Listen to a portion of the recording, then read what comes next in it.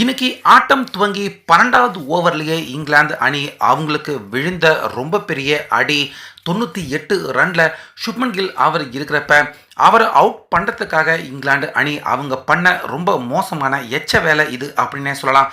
ஆனாலுமே அது எல்லாத்தையுமே கடந்து இன்னைக்கு நம்ம இந்தியா மிகப்பெரிய சாதனை, முக்கியமாக கில் அபாரமான பேட்டிங்கை வெளிப்படுத்தியிருக்காரு இங்கிலாந்து அணிக்கு எதிராக. ஸோ அந்த வகையில் இன்றைக்கி கேப்டனான சுப்மன் கில் இரண்டாவது ஆட்டம் விளையாடுறாரு.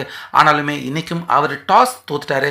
பென் ஸ்டோக்ஸ் அவர் டாஸ் ஜெயிச்சதால் ஃபஸ்ட்டு நம்ம இந்தியா அணியை பேட்டிங் பண்ண வச்சுட்டாரு. ஓப்பனராக ஜெய்ஷ்வால் கூடவே கேஎல் ராகுல் ரெண்டு பேருமே இறங்கினாங்க. இதில் கேஎல் ராகுல் 26 பந்து விளையாண்டாரு. ஆனால் 2 ரன் எடுத்து அவுட் ஆகிட்டாரு. அதுக்கப்புறமா வந்த கருண் நாயர் இன்னைக்காவது பெரிய இன்னிங்ஸ் விளையாடுவார் அப்படின்னு பார்த்தா அவரும் 31 ரன் தான். ஆனால் மறுமுனையில் ஜெய்ஷ்வால் அபாரமாக அரை சதம் அடித்து செஞ்சுரி அடிப்பார் அப்படின்னு எதிர்பார்த்துக்கிட்டு இருந்த நேரத்தில் திடீர்னு 87 ரனில் ஜெய்ஷ்வால் அவுட் ஆகிட்டாரு.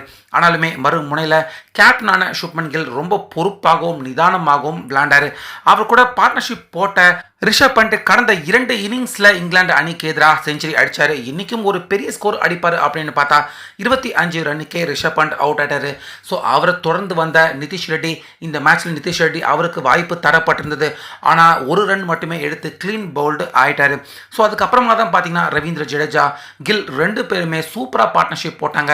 இந்திய அணியின் ஸ்கோரை படிப்படியாக உயர்த்தி 300க்கும் அதிகமாக நகர்த்தி கொண்டு போனாங்க. ஸோ அப்போ தான் கில் அவருடைய செஞ்சுரியை கம்ப்ளீட் பண்ணுறதுக்கு 98வது ரன்ல அவர் பேட்டிங் பண்ணிக்கிட்டு இருக்கிறப்ப இங்கிலாந்து ஃபாஸ்ட் பவுலர் கார்ஸ் பார்த்தீங்கன்னா வேகமாக பந்து போட ஓடி வர்றப்ப திடீர்னு கையை ஒரு மாதிரி சைடில் காட்டிக்கிட்டே அவர் பந்து போட வந்திருக்காரு.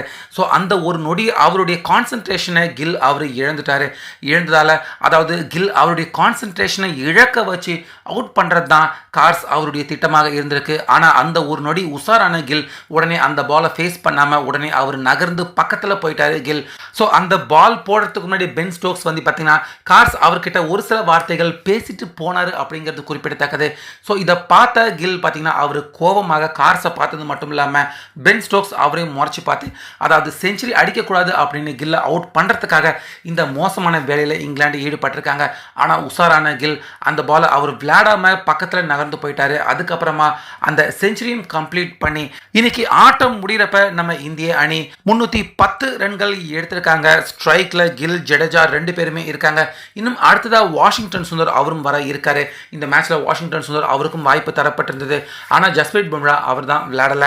அதே போல சாய் சுதர்ஷன் அவருக்கும் இந்த மேட்ச்ல வாய்ப்பு கிடைக்கல.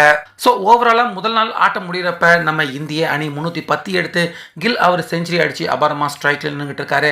இப்போ வரைக்கும் நம்ம இந்திய அணி எல்லாமே நல்லா தான் போயிட்டு இருக்கு. அடுத்து போலிங் செக்ஷன்ல நம்ம இந்தியா எப்படி செயல்படுறாங்க அப்படின்னு கண்டிப்பாக வெயிட் பண்ணி தான் பார்க்கணும். ஸோ கேப்டனான கில் இன்னைக்கும் அவர் அபாரமா பேட்டிங் பண்ணி செஞ்சுரி அடிச்சதை பற்றி உங்கள் கருத்தை சொல்லுங்க.